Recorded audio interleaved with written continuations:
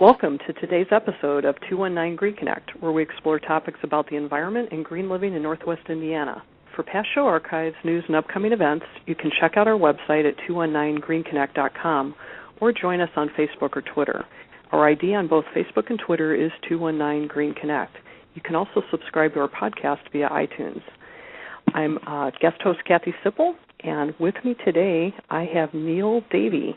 I love your title, Neil. He is Purveyor of Fate at Figure Eight Brewery here in Valparaiso, Indiana. So welcome, Neil. Well, thank you for having me.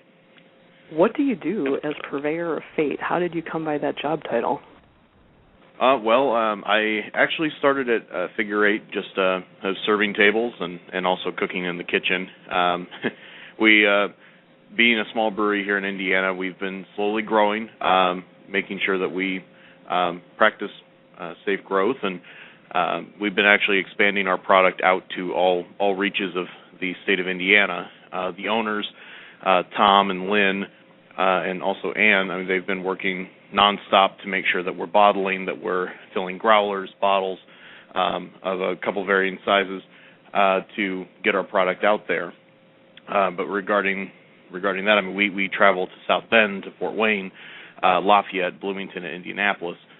So it kind of quickly became something where, as any small business owner, you wear a lot of hats, and you're working on front of house for the restaurant, or you may be down at the bottling line. So it became very apparent that they needed somebody to travel the whole state and to kind of meet with new clients and restaurant owners, bar owners, package store facilities, and to try and get our name and our product out there. Gotcha. So fate, is that just, I forgot what the word is called, when you take, Figure Eight and it's a kind of a mashup, or is there some other relevance for fate? It's just it's a tie-in to our tagline for Figure Eight Brewing, which is to harness your fate. Okay. Which is a playoff of the F and the 8. But with our Figure Eight, it is a term for the knot used in rock climbing, which is a big passion of the owners. They love they were home brewing beer. They were avid rock climbers, and so it sort of came into to that concept. That's how they started branding the image. Yeah. Very cool. Very cool. Yeah. So let's give a little shout out for how people can find out more about Figure Eight online. Do you want to just kind of say your website name and how people can find you on social media? Oh, of course. Yeah. You can always find us at figure8brewing.com. You can spell it all out, and then you can find us on Facebook, Instagram, Twitter. We're always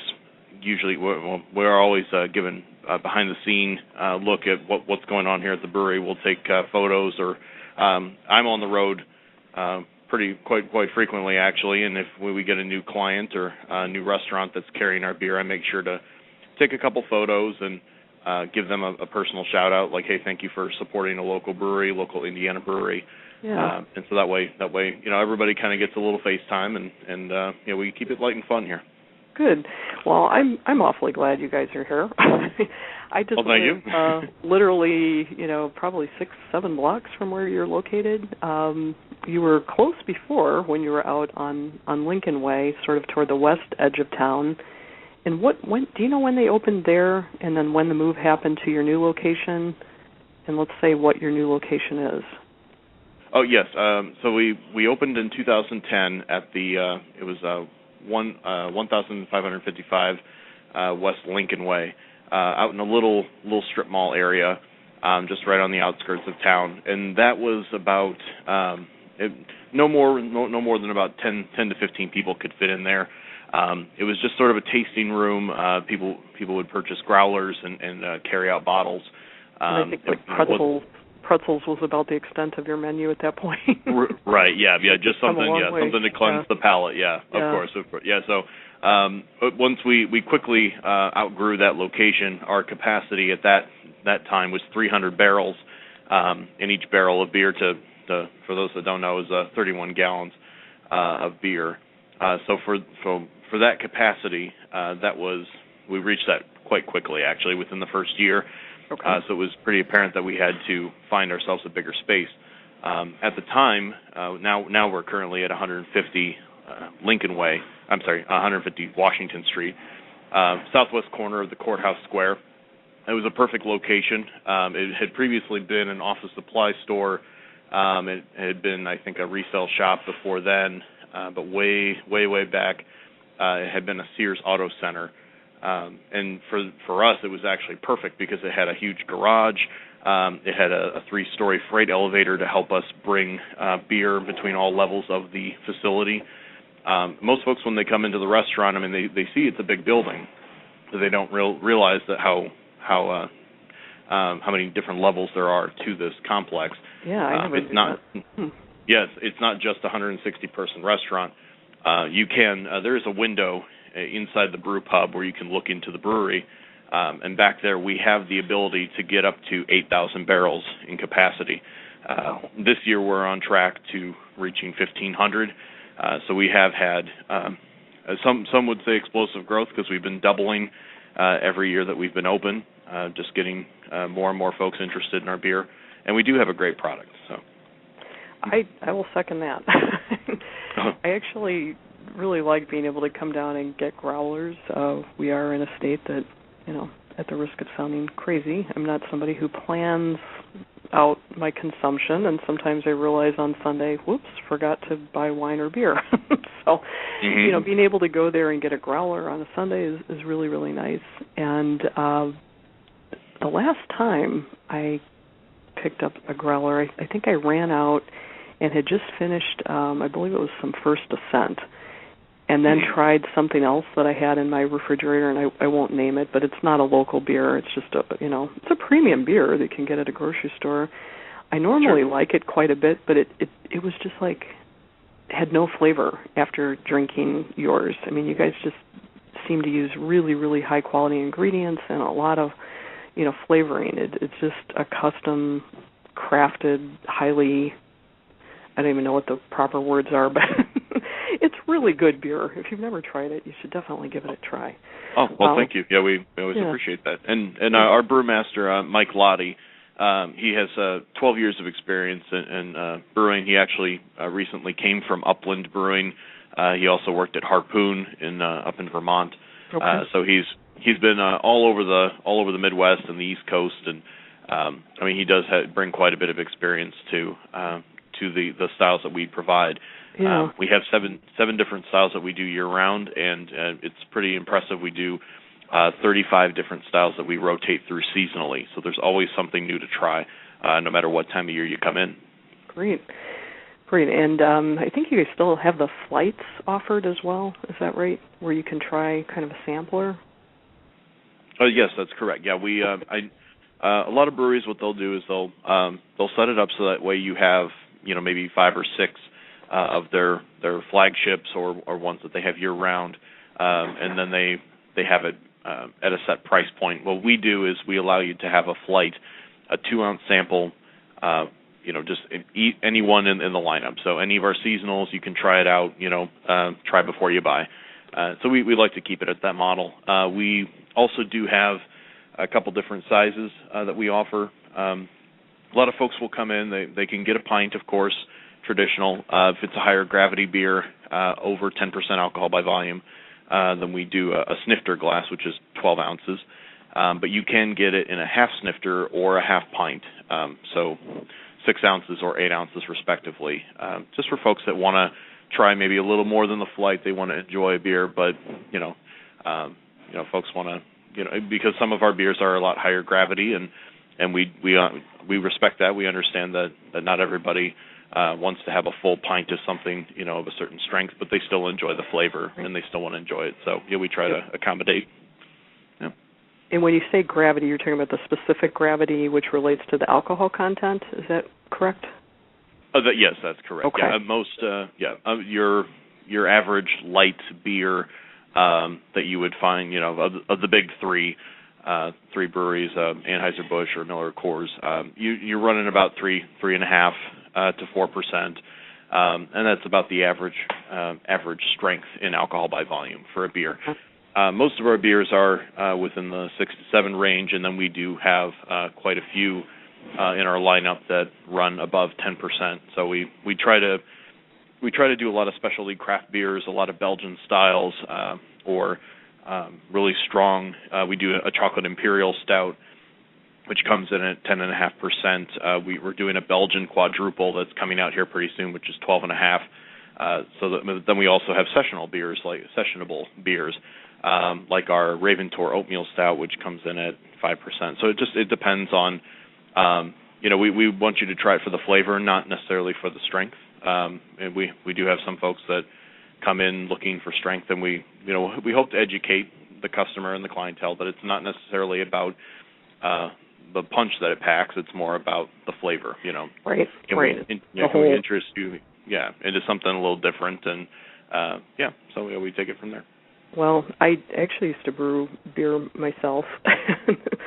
It's been a while. I have not done that recently. I find that if I've got other local people doing a great job, you definitely are turning out much better product than I ever got. But I do appreciate, the way that it comes together. Let's put it that way. Perhaps more than somebody who has not tried it themselves. And what I've recently gotten into is from Lynn's graciousness, one of the owners, she made available to me some spent grain. And when people, make real beer with real grain, you have a fair amount of grain left at the end of the brew, correct? That is correct, yeah. Okay.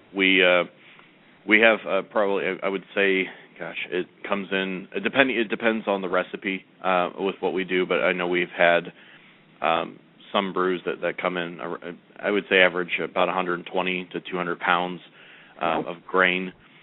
Just when we started, we grind that up, place it in the mash tun, which is what we use to steep the grain in 155-degree water so that we can get all that sweet, sugary goodness out of the grain, which is what goes into starting your beer recipe. So all that grain, after we drain the liquid from it, we scoop it into a nice big container, and we have a couple local farmers that come in, and we donate the grain to them.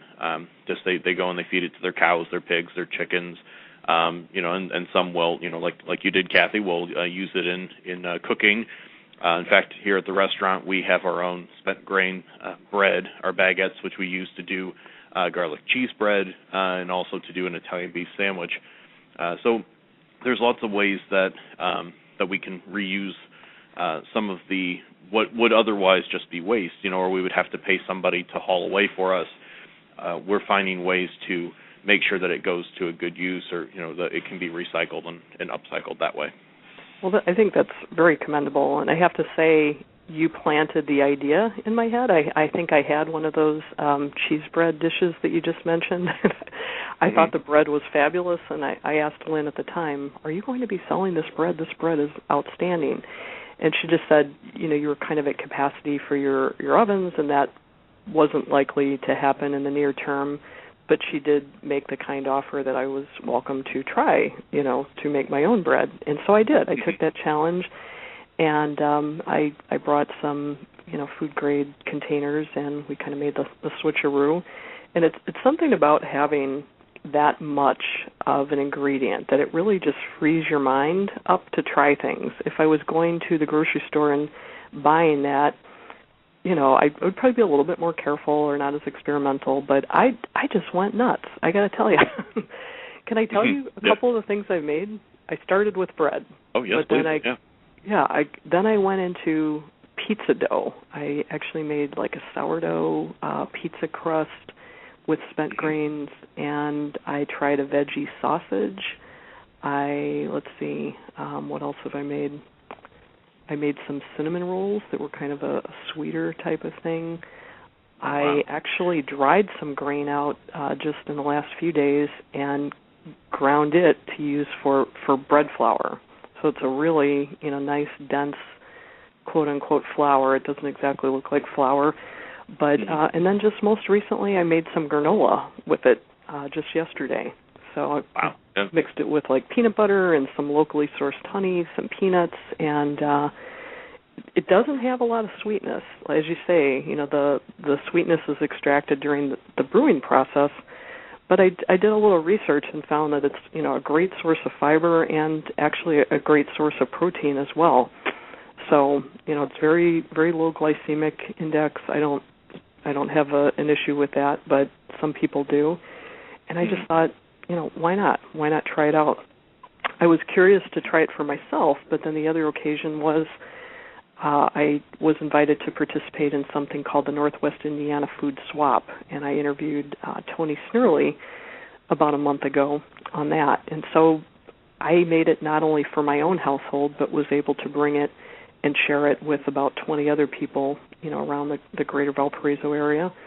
And, a lot of other people liked it. So, that's what got me thinking. You guys are really a vital part of our local food web. I mean, there's the beer, obviously, and there is the local animals that are getting fed this, which presumably for non-vegetarians might end up being consumed, and then through the baked products. So I just thought that was really, really cool, and wanted to explore that further and find out if that was a key thing that you guys had integrated into your business plan, or how that kind of came together.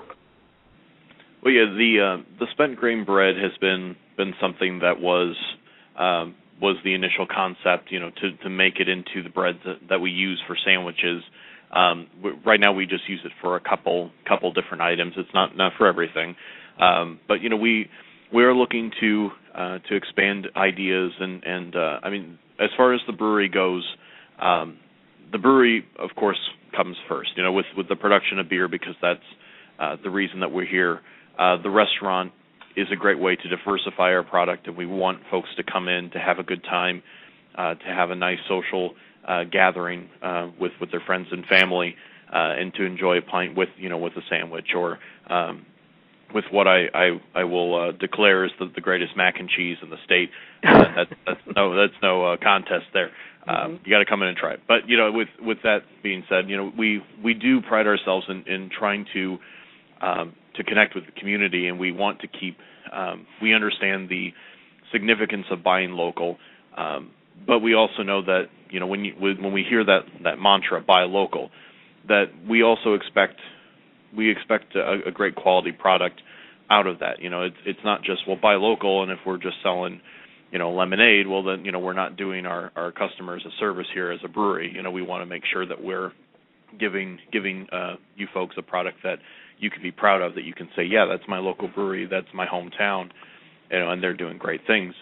We actually some of our products, like our brats that we make, we purchase them from a local butcher, or from Beef Mart.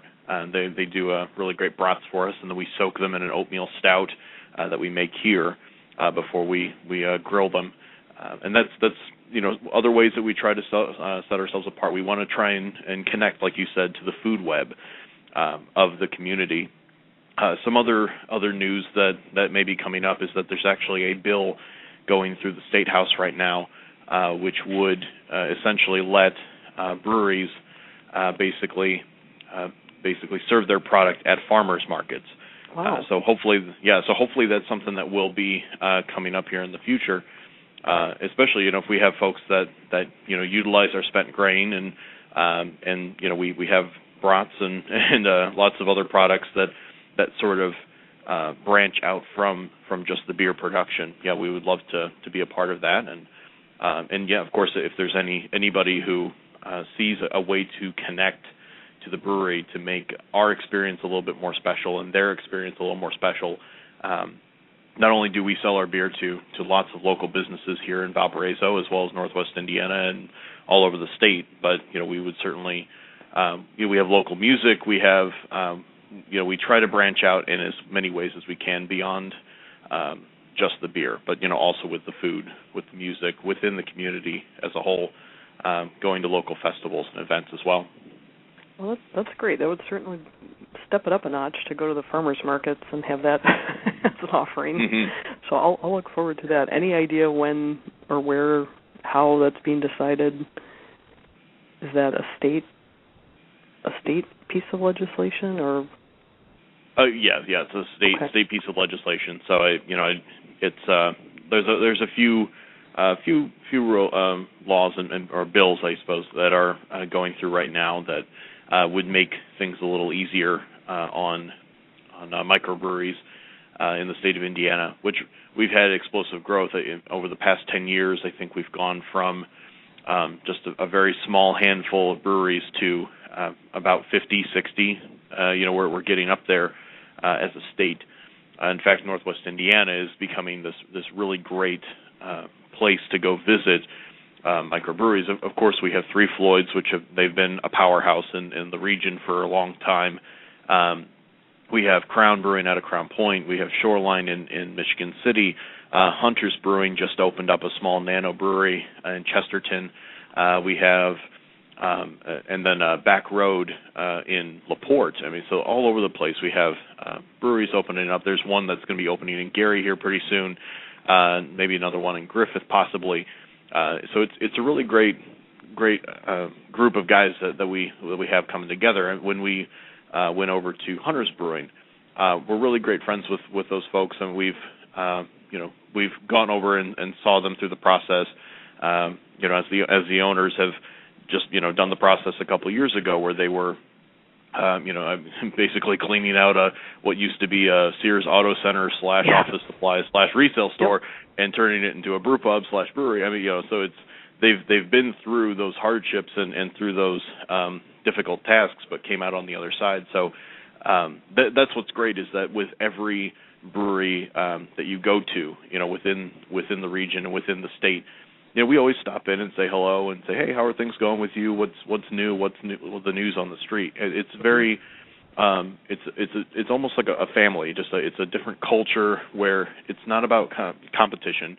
We're out against the big guys. We're out against the big the big three that do the massively produced beer.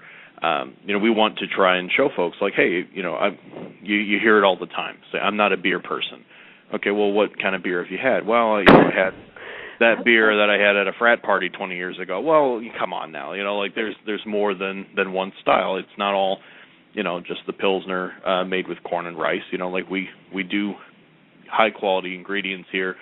And there's lots of great products, not just from Figure Eight, but from a lot of these local craft breweries that, it's not to say that anyone's better than the other, but it's all worth a try because, there's so many different styles that across many different cultures that we try to bring to folks. We don't just do German style, we do Belgian style, we do British styles, we do American styles, and we can really hopefully educate and introduce a lot of different styles of beer that, hey, maybe we find something that you like.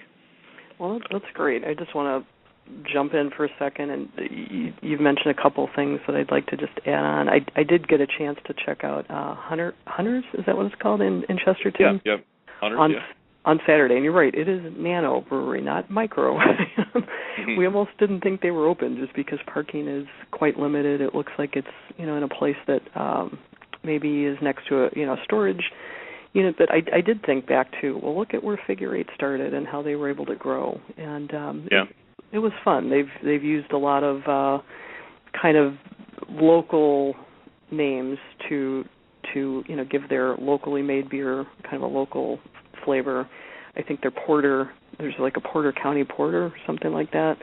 I can't recall just exactly, but it was neat. It was, and I felt the same thing, that this is not going to make me not go to Figure Eight. It's more of a culture, and if anything, it's just like I'm less likely to buy a wine from California or from somewhere else, and more likely to divert it toward, hey, let's just stop by and support a local place. And then, you mentioned kind of the biggies that are out there making beer, and I happen to be a fan of podcasts. I don't just make podcasts, I listen to them as well. And there's a really good one on NPR called Planet Money. I don't know if you've heard of that one, but their episode on February 22nd of this year, it's episode number 438, if anybody's interested. It's called Mavericks, Monopolies, and Beer. And it's just, even when you go into a store and you see all the supposed selection that you have, when you boil it down to who's behind those names, there are very, very few that actually are making all of those different kinds of beer. So that just really makes me want to support, the local choice, and to have a healthy local food economy. I think it's beyond value. It goes so far beyond just enjoying wonderfully great beer, which obviously you do well, but supporting jobs, supporting many, many things, which I can't even delve completely into. But if you want to round that out, find Planet Money and listen to Maverick's Monopoly in Beer for some more in-depth analysis on that. So any other things that are coming up, sustainability initiatives, just things you're excited about, any kind of new beers on the rotation? Oh, there's always new beers on the rotation. With sustainability, I feel that it's really important for any business to make sure that that's somewhere in their model, that, when they're getting started, or if they are a business, even an institution in a community, say that they've been around for 80 years now. I know there's lots of great families that have had restaurants going, not just in our fair city, but all over Northwest Indiana. There's always things that we can do to try and control consumption of water, even with a brewery where we go through quite a bit of water on a daily basis just to make the product, for cleaning, sanitation, for everything that we do. We do our best to try and make sure that any sort of waste is taken out of the equation. If there's any sort of recycling, like we make sure that with all the cans or any sort of material that can be recycled that we do, we want to make sure that our business is not just sustainable for us, but keeping sustainability in the equation. Whenever you can recycle out a product, which the biggest example is the spent grain, there are places that you may have something in your business model where you have waste or something that you have to get rid of or pay to have removed. Well, if you can recycle it, if you can reuse it in a certain nature, if you can find a way to help someone else within your community to give more jobs back to the community, that's only going to be a synergistic effect within your city, within the outreach that you have. We're all connected here as local businesses. In fact, we're great friends with many of the businesses here in the square and across the city of Valparaiso. They work with us. We provide them fresh beer. I know, places like the Valley, they are very proud to serve local products. Even from the proteins and the veggies that they have there. So much so that every time I call them up and say, hey, can we get you some beer? Like, if how local do you need it? I can carry it across the street for you if you need me to. It's a little heavy, but we'll do it for you. Very low carbon footprint. Yes, exactly. Yeah, the guy just carried it on his shoulders for us. So, wow. But yeah, we want to make sure that that and as any business owner out there, the more that you can contribute to making sure that you decrease your electricity usage, within reason. Don't shut the lights off on your customers, but just keeping those costs down, that goes straight to your bottom line. And so we want to. It doesn't just help us in the short term, but it helps us and everybody in the long term to make sure, that we explore those different connections, like you said earlier. It was said beautifully. The food web, or the web within the community. How can we reach out and make sure that we're giving folks as much back to the community as we can?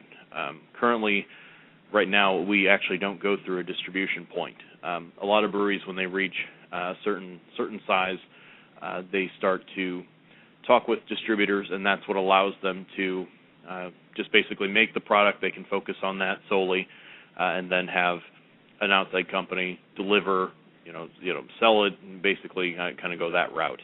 But for us right now, for the time being, local. Yeah. Well, what? Neil, we are almost out of time for today. This has been so interesting. I'm very grateful that you've joined me today here again. You've been listening to another episode of 219 Green Connect.